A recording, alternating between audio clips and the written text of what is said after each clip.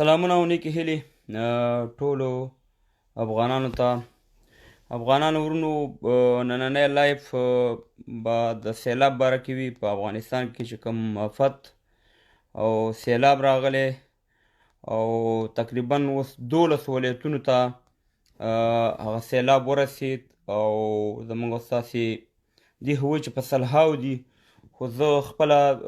دا ویم چې په زرهاو زموږ ستاسې افغانان شهیدان شوي، په زرهاو کورونه هغه یې وړي دي. او دې سره به زه تاسو ته نن د خپلې د افغانانو په بېوسۍ وانې چې ولې موږ او تاسې دغه شان یو آفت راشي او ولې دغه شان یو مشکل راشي، موږ او تاسې امادګي نه لرو، هم د حکومت په سطح وانې، هم موږ کوم په خارج کې ژوند کوو، خصوصا په اروپا کې موږ او تاسې داسې یو سیستم، یو داسې یو نظام، یو داسې یو دغه نه لرو. اول به زه تاسو ته د حکومت ته بیګا په دې باندې ما ویډیو کړې ده. اول به زه تاسو ته د حکومت بېغوري ښیم چې حکومت ټیک ده، دا آفت خو او دا دغه د الله د طرف نه دی، مګر الله تعالی موږ ته عقل شعور هم دا راکړی دی چې یاره تاسې عقل شعور وسایل او دې نه کار والی، نو بیا هغه چې بیا د هغې نه پس هم که یو سړی وژل کېږي او افغانان سیلاب وړي، هغه وړي، هغه بیا یو بېله خبره ده. اول زه تاسو ته دا ایمیل ښیم چې تاسو ته دغه وښیم، دا وګورئ، دا ایمیل نه ماته بېګا باندې دې مې باندې ویډیو ما کړې ده. دا وګورئ چې دا زمونږ یو ملګري د جرمني نه کم بلجیم کې چې یوروپین یونین دی چې دی صندوق لري،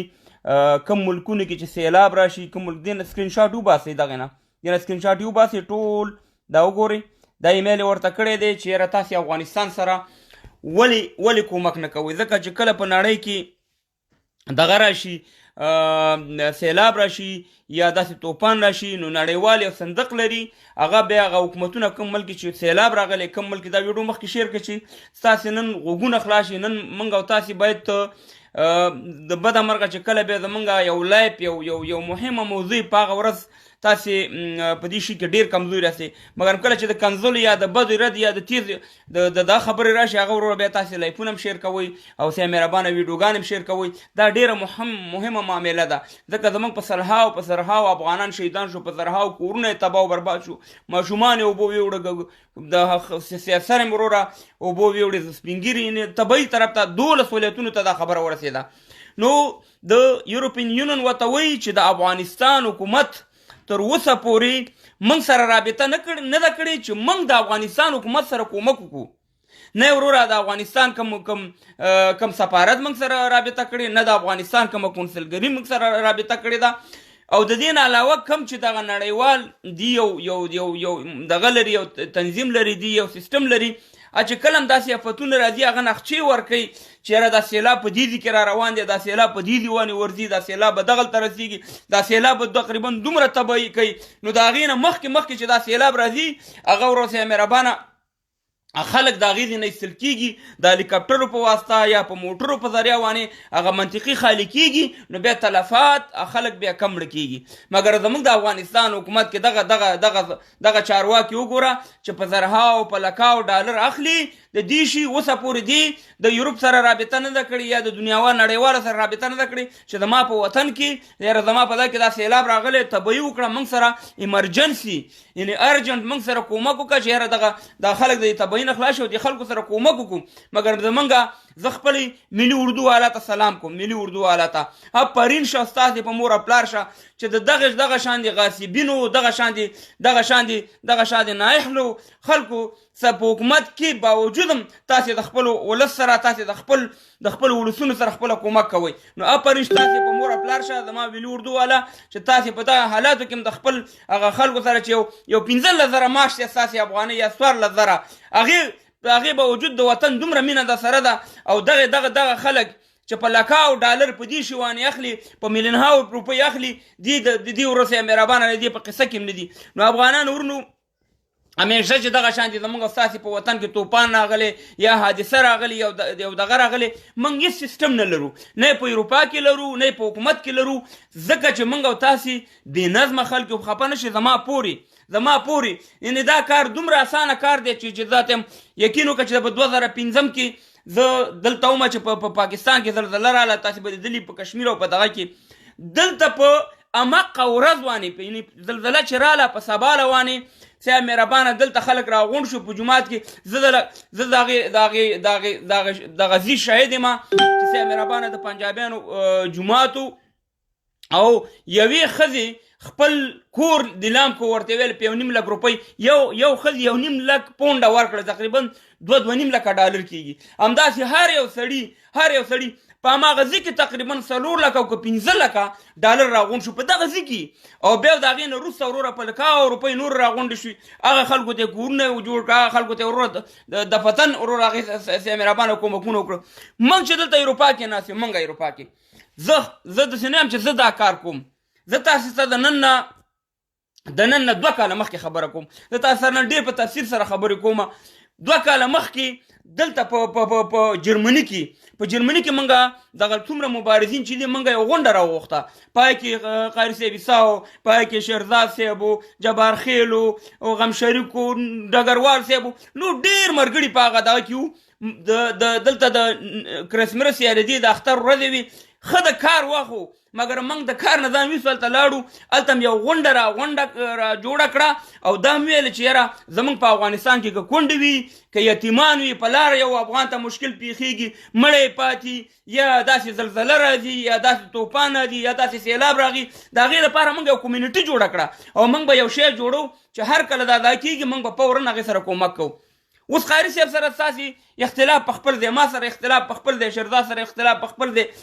بل سره اختلاف په خپل دی مګر همدا یو د خیر کارو تاسې یقین وکئ چې موږ خپل وخت ویستو هلته قاري صاحب تاوان وکړو مرګړي راله د مختلفو نه ټکټونه یې وکړه او وروره وخت یې ویستلو موږ هلته غونډه راغونډه کړه موږ یو 2 کسان دې دپاره مقرر کړه چې موږ به وروره د افغانستان دپاره دغه شان دي د کونډې یتیمانو دپاره موږ یو خدمت کوو 15 یورو یا 15 پونډه یا 15 ډالره که دا زمونږ افغانان د میاشتې ډایرکټ ډیبټ کې یا ډایرکټ ځای کې یو اکاونټ ورته موږ جوړ کړو که هر مشکل راځي دغه شان ایمرجنسي موږ سره به پیسې وي موږ به د افغانستان سره کومک کوو مګر د بده مرغه موږ هملته ناست وو چې خلکو هغه ویډیوګانې شیر کړي وروره یو په یو ځای کې ناست لایف راځي بدې ردې وروره کنځلې بدې ردې موږ ته وایي بل وروره په بل ځای کې ناست بل وروره په بل ځای کې ناست دې ته را رسېدی هم نه شي وایي زما نوم یې پکې نه دی لیکلی بل وایي زما نوم یې پکې نه دی لیکلی وروره موږ تاوانونه وکړه موږ وخت ویستو موږ د افغانانو دپاره یو خدمت کوو موږ ته وروره د هغې په بدل کې موږ له خلکو کنځلې وکړې نو نن زه د هغه خلکو نه پوښتنه دا کومه چې تاسې چېرته هستئ چې اوس تاسې یو کمیونټي جوړه کړئ تاسې اوس چېرته هستئ چې دغه افغانانو سره چې سیلاب پرې راغلی دغه افغانان دغه کونډې یتیمان دغه په لاره کې چې د افغانان زموږ مړه کېږي بیا د جنازې پیسې نه چې وطن ته انتقال کړي تاسې اوس جوړه کړئ یو شی که نه نو نه موږ پرېښودو هغه شی موږ باندې ګډ وډ کړو نه خپله اوس یو اقدام کولی شي اول زه درته وایم زه ما ته ډېر مرګړي وایي چې یاره ته دا کار کولی شي د ما د مرګړي کېدای شي په دې لایف کې زما خبرې اوري ما ته وایي دا کار ته کولی شي دغه شان یو سیستم جوړ کړه خو که نن ما دا جوړ کړو نن ما دا جوړ کړو چې یاره په یو وخت ورته زه وباسم چې په هر ځای کې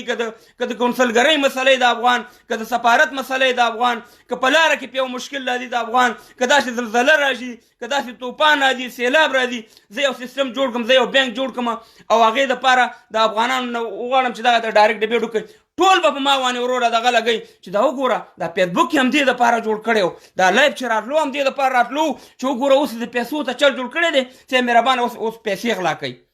یعنې زه څه ضرورت لرم خپل کار روزګار موټر زندګي هر څه لرم صرف د دې وطن د مینې دپاره د خپل افغانانو دپاره یو خدمت به کوم ډېر خلک به داسې وي چې زه پوهېږم چې ډېر خلک د دې نه غلطه استفاده کوي مګر ټول خلک خو خراب نه دي که نه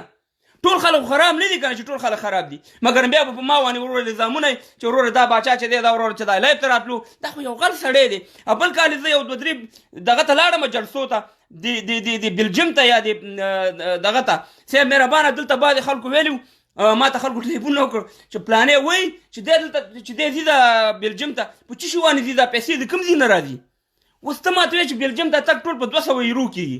نو زه خپل کاروبار لرم زه خپله زندګي لرم زه په 200 یورو زما اوس نه رسېږي چې زه بلجیم ته لاړ شم یا دا پیسې هم ما ته څوک راکوي نو افغانانو تر څو پورې چې موږ او تاسې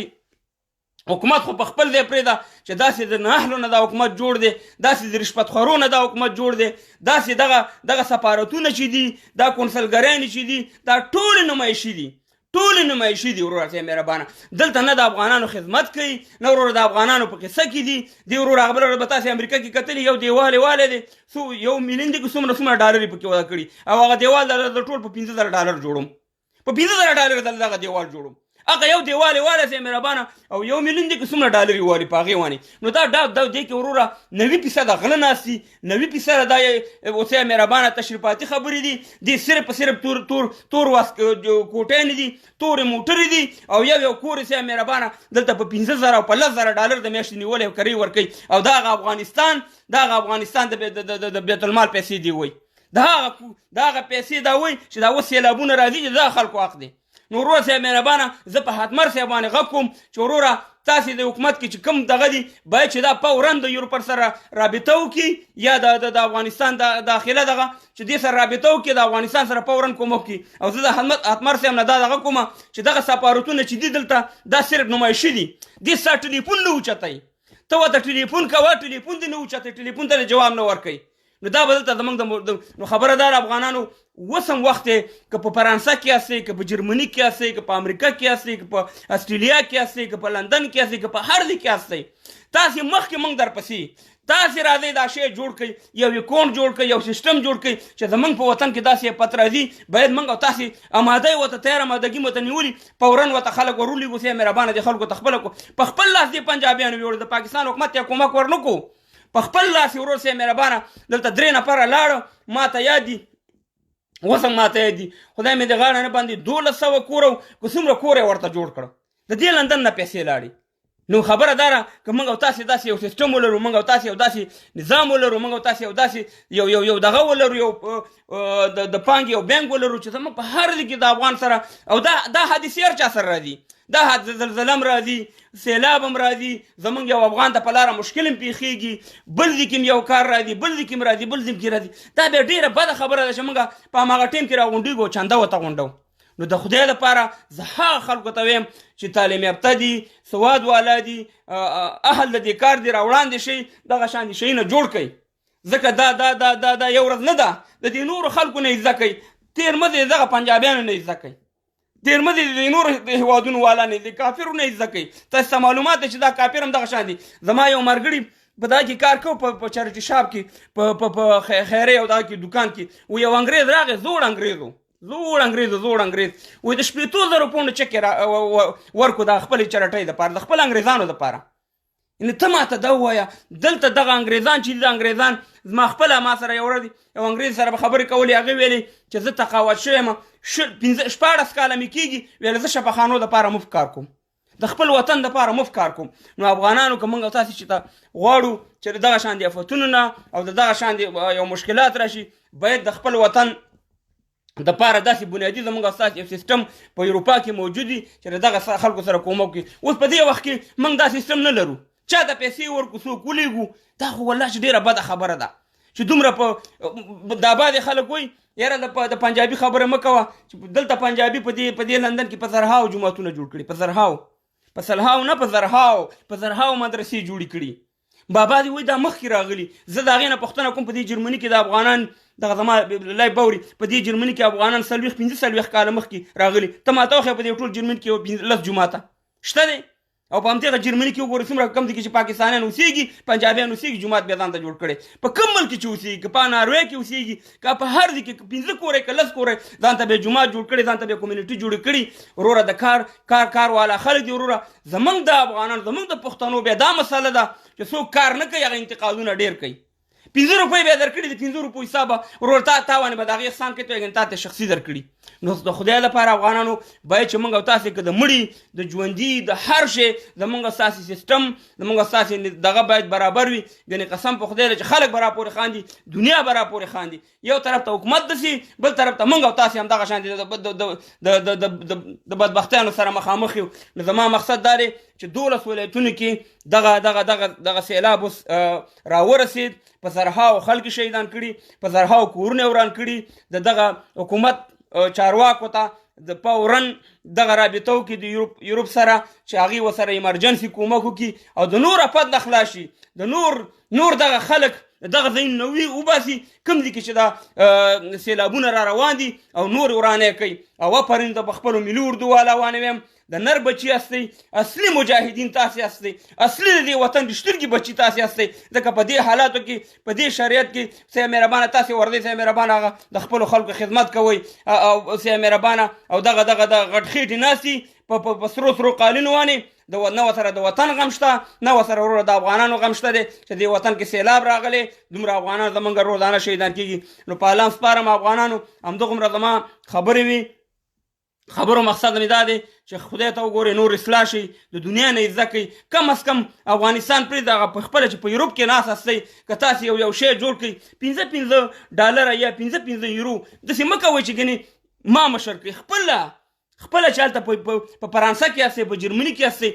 یو سړی مقرر کړئ، بیا د لندن سړي سره رابطه وکړي، د لندن والا د امریکې والا سره وکړي، د امریکې والا د استرالیا والا سره وکړي. په 15 یورو یا په 15 پونډه باندې یو برګر کېږي. دا یو برګر نه خوړلی که نه په دې میاشت کې دا بچیان ستاسې څومره مصرفونه کوي، څومره مصرفونه، څومره بې ځایه دا پیسې دي. یو 15 پونډه یا 15 یورو د دې خپل وطن دپاره هلته په دغه بینک کې یا په دغه سیستم کې وروره ډایرکټ ډیبټ کوي، او چې دغه شان د افت راځي نو موږ او تاسې به ورته آماده یو. نو په الله سپارم همدغومره زما لایف و. الله دې باقي خیر کړي. زمونږ چې دا عملونه وي، زمونږ چې دا دغه وي، زه د فکر نه کوم چې زمونږ حالت ټیک شي. ځکه د قرآن آیات شریف دی چې یو قوم خپل حالت خپله بدل نه کړي. الله تعالی وایي زه ستاسې حالت هېڅکله نشم بدلولی. افغانانو موږ وروره روزانه خپل افغانان یو بل سره وژنو، روزانه زموږ ستاسې سیه مهربان خپل مسلمانان، د کافر خبره اوس نه ده، روزانه موږ او تاسې خپل مسلمانان سره وژنو. په یو دنیا کې دومره خلک نه مړه کېږي لکه په افغانستان کې چې روزانه وروره شهیدانېږي، مړه کېږي، مګر د دنیا میډیا یې نه رالي، د دنیا نیوز یې نه رالي، ځکه چې هغې ته معلومات شوی چې دغه افغانان چې دي، دغه پښتانه چې دي، دا سیه مهربانه د دغې ماغزه کار نه کوي، دغه سیه مهربانه ماغزه خلاص نه دي چې دنیا په کوم ترقۍ طرف ته روانه ده. دا د خپل ورونو سره چاپیر دي، یو بل سره وژني، او د دنیا دغه یې منالي، وروره د دنیا خبرونو کې منالي. په فلسطین کې چې یو ټس وشي ټوله دنیا پې وروره سیه مهربانه خبرونه او دغه نشر کېږي. په افغانستان کې روزانه 8 دلته مړه شو، 10 دلته مړه شو، 15 دلته مړه سیلاب یې وړو، ملي اردو والا مړه شو، تعلیم مړه شو، پلانې مړه شو، بستانې مړه شو، او ټول خپل مسلمانان خپل افغانان، او بیا زمونږ ماغزه کار نه کوي. ځکه دا په موږ باندې عذاب دی، ځکه زمونږ هغه عملونه چې دي هغه نه د مسلمانۍ دي، نه د انسانیت دي، د یو شی نه دي. په الله سپارم ښه وخت ولرئ. د دغه سیلابونو والا سره چې څوک هم کومک کولی شي، د خپل ولایتونو سره رابطه وکړئ او دغې سره کومک وکړئ. ایمرجنسي په الله سپارم.